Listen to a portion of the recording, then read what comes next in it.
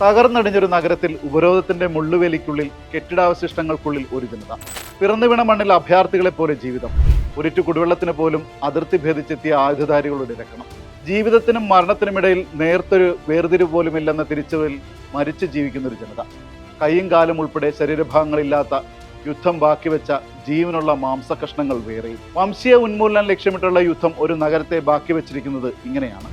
യാതൊന്നിനാലും ന്യായീകരിക്കാനാകാത്ത കടന്നാക്രമണം ഗാസയുടെ ജീവിതത്തെ തല്ലിക്കെടുത്തിയിട്ട് 1000 ദിവസമാകുന്നു.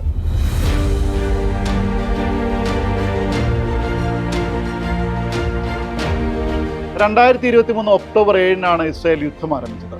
ഹമാസിനെതിരെയായിരുന്നു യുദ്ധപ്രഖ്യാപനം. പക്ഷേ ഒരു രാജ്യം പതിറ്റാണ്ടുകൾ കൊണ്ട് ആർജിച്ചെടുത്ത വികസനങ്ങളെയെല്ലാം തച്ചുടക്കിയായിരുന്നു.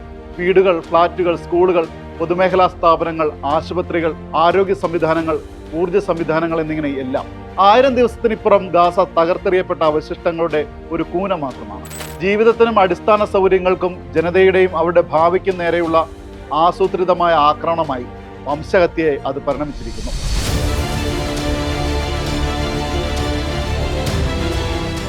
ഗാസ എന്നാൽ ഇന്നൊരു ശവപ്പറമ്പാണ്, മരിച്ചു ജീവിക്കുന്നവരുടെ അഭയസ്ഥാനം.